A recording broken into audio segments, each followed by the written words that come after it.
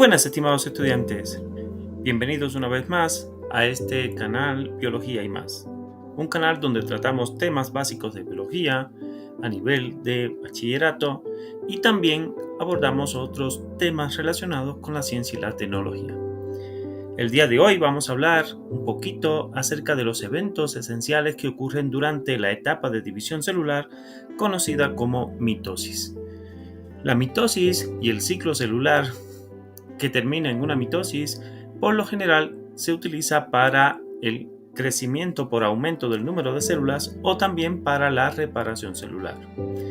De este modo, es sumamente importante que las células que se vayan a formar contengan la misma información genética que la célula original. La mitosis, para poderla entender mejor, la dividimos en diferentes fases dependiendo de los eventos fundamentales que ocurren en ella. Entre esos eventos entre esas etapas tenemos la profase, la metafase, anafase y telofase. En todas estas etapas ocurren una serie de eventos sumamente interesantes e importantes para garantizar que las células hijas hereden esa cantidad de ADN y además hereden, la información genética necesaria para poder desarrollar todas sus funciones posteriormente a la división. En la profase podemos distinguir sobre todo una profase temprana y una profase tardía. En la profase temprana tenemos que los centriolos migran hacia los polos de la célula empieza a hacerse un poco más ovalada poco a poco y desde esos centriolos empiezan a brotar las fibras del huso mitótico. Esas fibras están formadas por proteínas en este caso que formarán microtúbulos. Por otro lado, a nivel del núcleo, lo que se observa es que los cromosomas comienzan a condensarse, a plegarse y replegarse para formar estructuras visibles como normalmente las conocemos. En la profase tardía empieza a romperse o se rompe esa membrana nuclear. Al romperse esa membrana nuclear, los cromosomas quedan libres en el citosol o citoplasma y de este modo se unen por sus cinetocoros a las fibras del huso mitótico. Una vez con esto, esas fibras del huso mitótico arreglan a estos cromosomas a nivel de la placa ecuatorial o placa metafásica, es decir, la llevan a los cromosomas hacia el ecuador de la célula.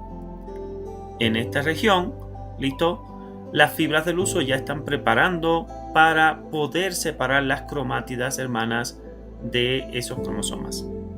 Valga la redundancia, esta etapa se llama metafase. Posteriormente llegamos a la anafase. La anafase es justamente donde se separan las cromátidas hermanas de los cromosomas.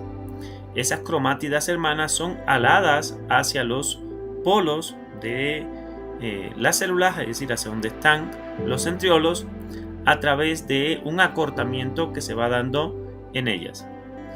De este modo, esas cromátides o cromátidas hermanas van a ir a parar justamente a esos polos para garantizar que se herede la misma información genética en ambas células hijas.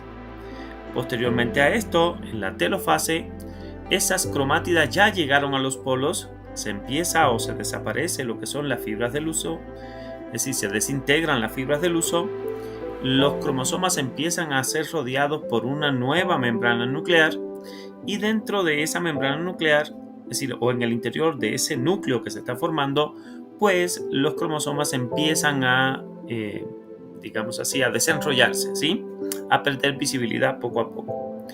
Al mismo tiempo, al final de esta etapa, empieza lo que se conoce como el proceso de citocinesis.